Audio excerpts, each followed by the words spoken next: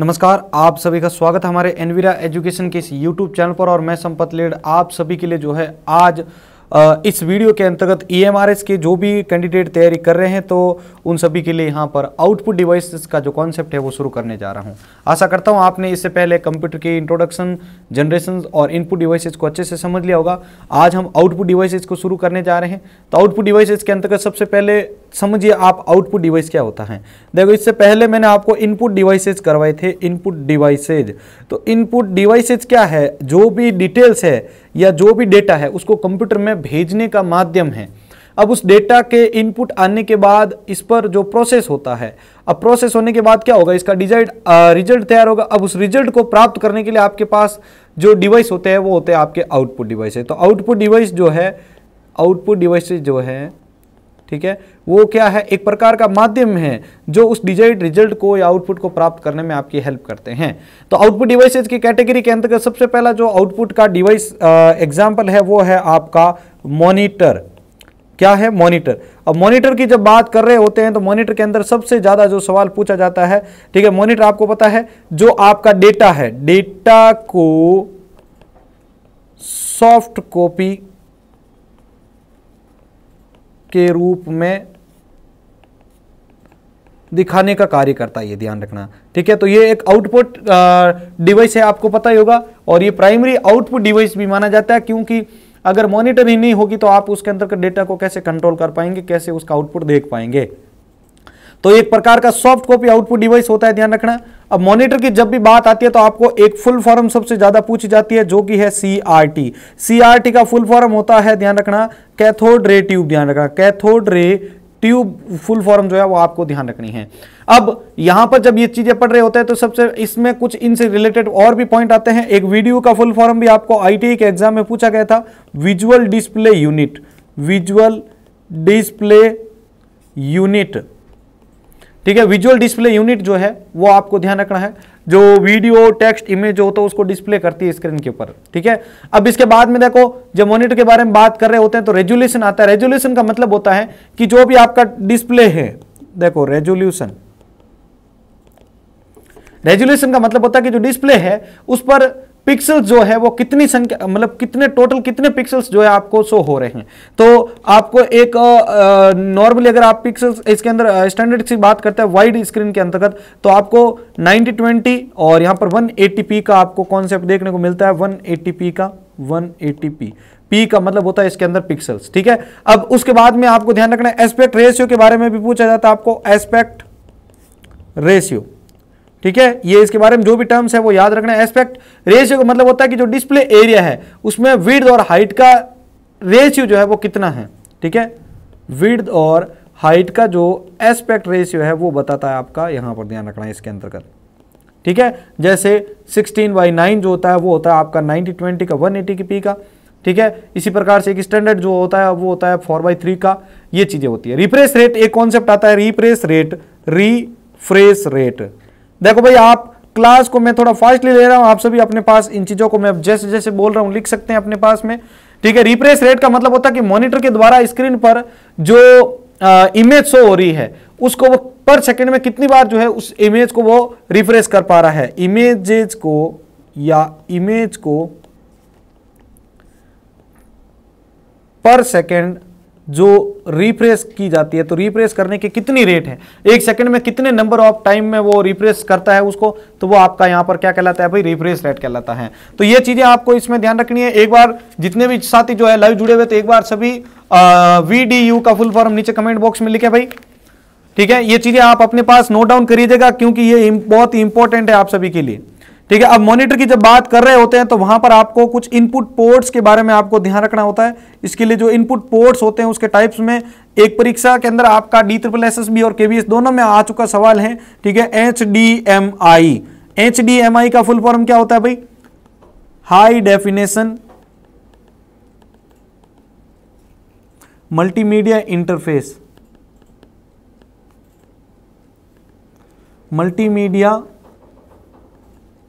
Interface, high definition multimedia interface HDMI का full form होता है। इसके अलावा DVI भी होते हैं, डिजिटल वीडियो इंटरफेस भी होते हैं, VGA भी होता है। VGA का फुल फॉर्म कंप्यूटर टीचर के एग्जाम में आ चुका है already, video graphic array, video graphic array, ठीक है।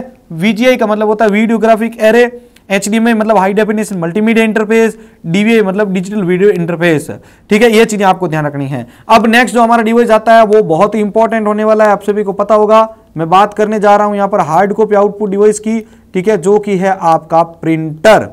आउटपुट डिवाइस जो होते हैं वो दो कैटेगरी में होते हैं, ध्यान रखना भाई। आउटपुट डिवाइस होता है वो दो कैटेगरी के अंदर रखा जाता है, ठीक है। एक होता है आपका सॉफ्ट कॉपी, सॉफ्ट कॉपी, एक होता है आपका हार्ड कॉपी। यानी जो डिवाइसेज आउटपुट देते हैं जिनको सिर्फ आप देख सकते हैं, ठीक है, उनको आप छू नहीं पाते हैं, तो वो होता है आपका सॉफ्ट कॉपी आउटपुट डिवाइसेज। जैसे स्पीकर हो गया, ठीक है, आप उनका सिर्फ आवाज कर सकते हो लेकिन उनको छू नहीं सकते हो, तो स्पीकर हो गया, ठीक है, मॉनिटर हो गया, ठीक है, ये चीजें आपकी इसके अंदर आती हैं। अगर आप बात करते हैं हार्ड कॉपी की तो प्रिंटर हो गया, ये कुछ ऐसे प्लॉटर हो गए, ये इसके अंदर आते हैं। तो प्रिंटर की बात कर रहे होते हैं तो प्रिंटर के अंतर्गत आपको क्या करना है भाई, प्रिंटर के अंतर्गत आपको यहां पर सबसे पहला ध्यान रखना है कि ये एक हार्ड कॉपी आउटपुट डिवाइस होता है। हार्ड कॉपी आउटपुट डिवाइस की कैटेगरी में आता है आपका कौन सा, प्रिंटर, ध्यान रखिएगा, ठीक है। प्रिंटर का आविष्कार आपको ध्यान रखना है, प्रिंटर का जो इन्वेंटर है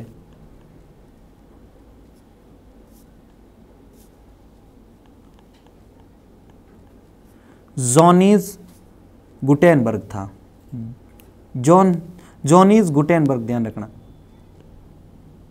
ठीक है। ये प्रिंटर के जो है इन्वेंटर है, इनका नाम ध्यान रखिएगा आप, जॉनीज गुटेनबर्ग, और ये एक हार्ड कॉपी आउटपुट डिवाइस होता है। अब बात करते हैं इसके क्लासिफिकेशंस को लेकर, तो प्रिंटर की जो कैटेगरी है तो उसके क्लासिफिकेशन को अच्छे से समझें आप सभी।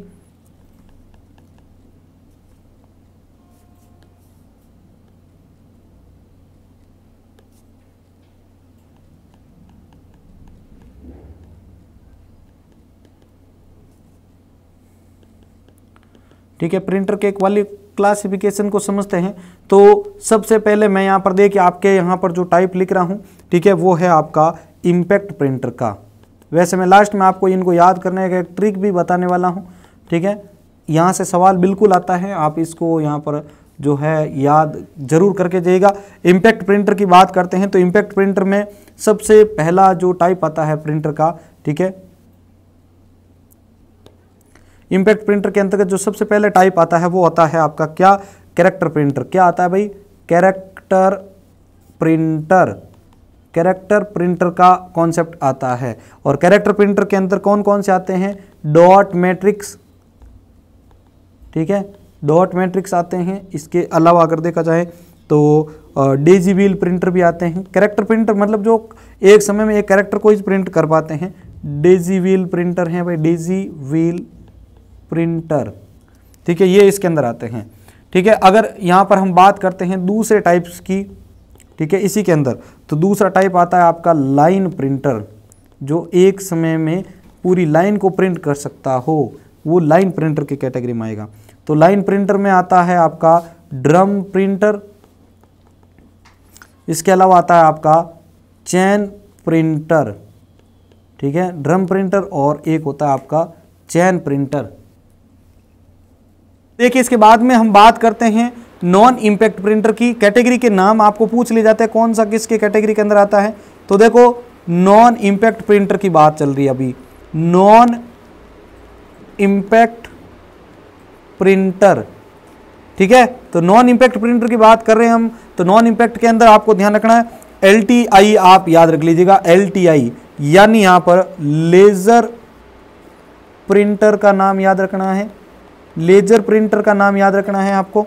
इसके अलावा आपको थर्मल प्रिंटर का याद रखना है, ठीक है। मैं आपको अभी यही बता दूंगा जो सबसे ज़्यादा सवाल बार बार इनसे रिपीट होते हैं वो, ठीक है, तो आप इनको याद कर लीजिएगा। इंकजेट प्रिंटर, तो ये आपके इसके अंदर आते हैं। ये तीनों नाम आपको ध्यान रखना है। लेजर प्रिंटर, थर्मल प्रिंटर और इंकजेट प्रिंटर। लेजर मतलब इसमें ये आपको ध्यान रखना कि ये सबसे तेज प्रिंटर की कैटेगरी के अंदर रखा जाता है। तो ये सवाल आपको पूछ लेंगे। एक आपको ध्यान रखना है कि प्रिंटर की कैटेगरी पूछ ले कि वो कौन सी कैटेगरी में आता है, इंपैक्ट है या नॉन इंपैक्ट है। तो इसको याद कैसे करोगे, पहले सिर्फ आप नॉन इंपैक्ट प्रिंटर को याद कर लो, जो इसके अलावा बाकी बचेंगे वो किस में चले जाएंगे, नॉन इंपैक्ट प्रिंटर की कैटेगरी में चले जाएंगे। ठीक है, तो एलटीए याद रखिएगा, एलटीए मतलब लॉन्ग लेजर प्रिंटर, ठीक है, थर्मल प्रिंटर और एक होता है इंकजेट प्रिंटर, ध्यान रखिएगा। अब इसमें देखो 3 तरह के सवाल सबसे ज्यादा पूछे जाते हैं। एक तो कैटेगरी जो होती है उसका, ठीक है, तो आपको अगर लेजर, थर्मल और इंकजेट प्रिंटर का पूछे जाए तो आ जाएगा नॉन इंपैक्ट में, बाकी सब इंपैक्ट में चले जाएंगे। चलिए जल्दी से कमेंट बॉक्स में लिखिए भाई, चैन प्रिंटर किस प्रिंटर की कैटेगरी में आता है, चैन प्रिंटर किस प्रिंटर की कैटेगरी में आता है, किस टाइप के प्रिंटर की कैटेगरी में आता है। चलिए बहुत बढ़िया, आप सभी ट्राई कर रहे हैं। इसके अलावा दूसरा सवाल पूछा जाता है, सबसे तेज प्रिंटर का टाइप कौन सा है, तो ध्यान रखिएगा आप, लेजर प्रिंटर जो होता है वो सबसे तेज, जो नॉर्मली हम होम ऑफिस में यूज कर रहे होते हैं। इसके अलावा तीसरा आपको ध्यान रखना है कि किस प्रकार के प्रिंटर में प्रिंट करने के लिए जो है हीट जनरेट किया जाता है, यानी उष्मा का यूज होता है, तो वो ध्यान रखना, ये इस थर्मल प्रिंटर का यूज होता है कॉन्सेप्ट इसमें। ठीक है, आशा करता हूं ये तीनों जो क्वेश्चन है आपको समझ में आ चुके होंगे। इवन आईए जैसे एग्जाम में भी ये पूछे जा चुके हैं, कंप्यूटर टीचर में भी पूछे जा चुके हैं। तो आशा करता हूं यहां तक की कैटेगरी वगैरह जो है वो आपको यहां पर याद हो चुकी होगी। ठीक है, इंपैक्ट प्रिंटर की और नॉन इंपैक्ट प्रिंटर के बारे में। ठीक है, तो ये चीजें आपको इसके अंदर ध्यान रखनी है। और इसमें आपको प्रिंटर के अंतर्गत और भी जो चीजें हैं वो मैं आपको बता देता हूं, तो आप सभी इसको अपने पास में लिख सकते हैं। ठीक है, सॉफ्ट कॉपी आउटपुट डिवाइसेस का मैंने आपको बता दिया है, इसमें भाई सभी के सभी ध्यान रखिएगा। ठीक है, soft copy output hard copy है, sorry hard copy output device है ये। ठीक है, हार्ड कॉपी आउटपुट डिवाइस की कैटेगरी में आता है, ये ध्यान रखना। ठीक है, और प्रिंटर के जो आविष्कारक है वो मैंने आपको बता दिया है, जॉनिस गुटेनबर्ग। जॉनिस गुटेनबर्ग जो है वो इसके आपके यहां पर आविष्कारक हैं। चलिए भाई जल्दी से लिखिए एक बार, ड्रम प्रिंटर किस प्रिंटर की कैटेगरी में आता है, क्योंकि साथ में आपको याद होना भी जरूरी है।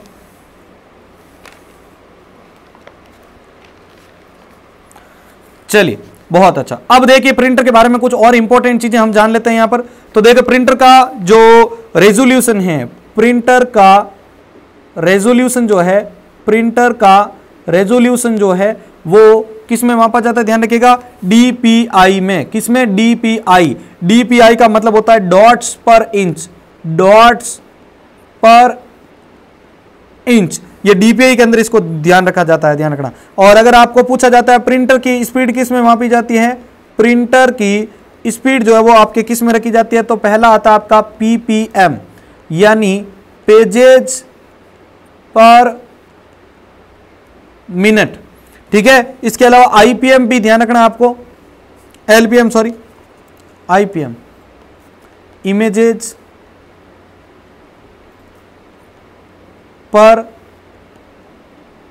मिनट। ठीक है, ये दोनों आपको ध्यान रखना है भाई। प्रिंटर की स्पीड तो आईपीएम पीपीएम में होता है आपका, और रेजोल्यूशन जो होता है वो डीपीआई के अंदर होता है, ध्यान रखना। ठीक है, प्रिंटर वायर्ड भी हो सकता है, वायरलेस भी हो सकता है। वायरलेस मतलब जो बिना वायर से कनेक्टेड होता है सिस्टम के साथ, और प्रिंट ले सकते हैं। ठीक है, और डुप्लेक्स प्रिंटर का कॉन्सेप्ट आपको परीक्षा के अंदर पूछा गया है, याद रखिएगा, ये सीईटी जैसे एग्जाम में। ठीक है, डुप्लेक्स प्रिंटिंग क्या होता है आपको पता होगा, डुप्लेक्स प्रिंटिंग यानी बोथ साइड प्रिंटिंग, यानी दोनों साइड, पेज के दोनों साइड प्रिंट करने की जो कैपेसिटी होती, क्वालिटी होती है, वो आपकी क्या कहलाती है, डुप्लेक्स प्रिंटिंग कहलाती है, ध्यान रखना। ठीक है, ये चीज ध्यान रखना है। बाकी एडीएफ का फुल फॉर्म आपको इससे पहले मैंने बता दिया है। अगर कोई प्रिंटर ऑटोमेटिक पेज को इंसर्ट करता है, प्रिंट निकाल के दे देता है, तो वो होता है एडीएफ, यानी ऑटोमेटिक डॉक्यूमेंट फीडर, ध्यान रखिएगा, ऑटोमेटिक डॉक्यूमेंट फीडर, ध्यान रखना। और ये चीज सबसे इंपॉर्टेंट जो अभी मैं आपको लिखवाने जा रहा हूं, सभी इसको लिख लीजिएगा। ठीक है, पेपर ट्रे क्या होता है, पेपर ट्रे क्या होता है। ठीक है, पेपर ट्रे क्या होता है, तो ध्यान रखना, प्रिंटर में जो पेपर होता है उसकी सीट को होल्ड करने की जगह, पेपर की सीट्स को होल्ड करने की जगह जो है उसे क्या कहते हैं भाई, उसे कहते हैं पेपर ट्रे। चलो भाई जल्दी से कमेंट बॉक्स में लिखो, प्रिंटर का रेजोल्यूशन किस में मापा जाता है, प्रिंटर का रेजोल्यूशन मेजरमेंट क्या है, प्रिंटर रेजोल्यूशन मेजरमेंट जो है वो क्या है, जल्दी से लिखिए सभी।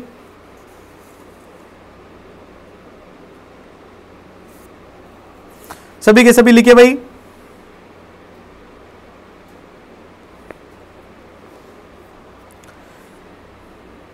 चलिए एक चीज और ध्यान रखना है आपको, प्रिंटर के द्वारा कौन सी पेजेज डिस्क्रिप्शन लैंग्वेज यूज की जाती है?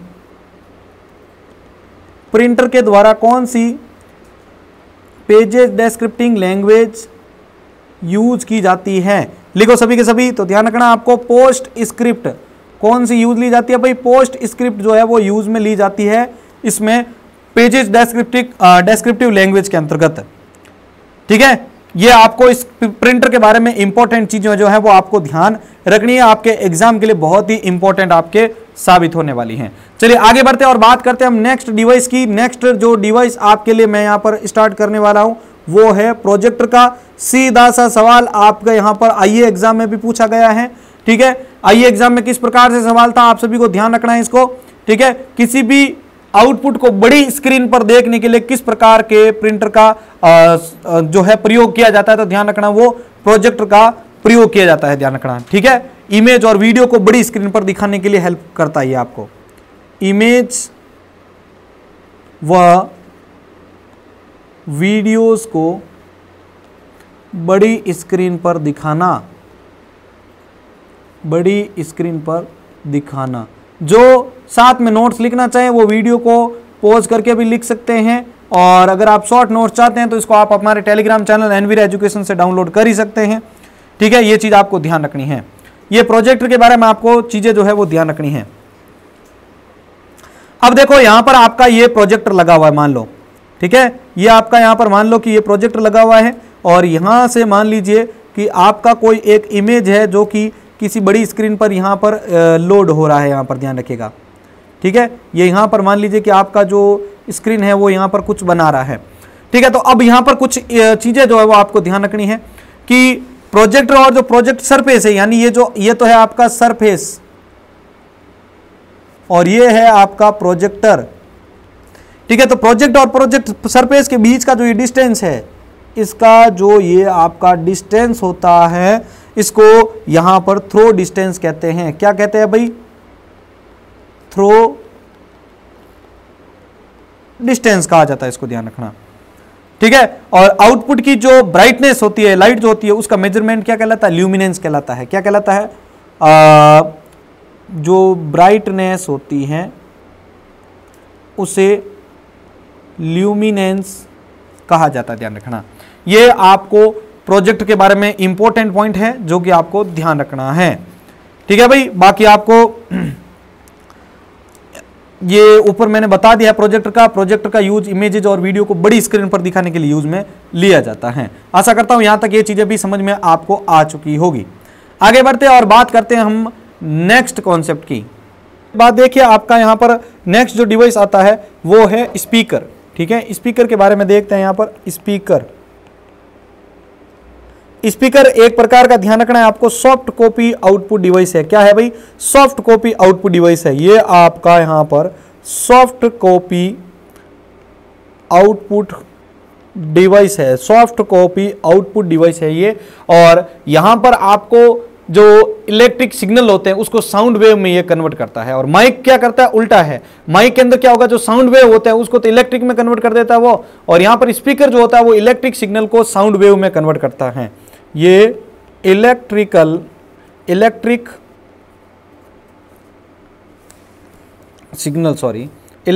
सिग्नल को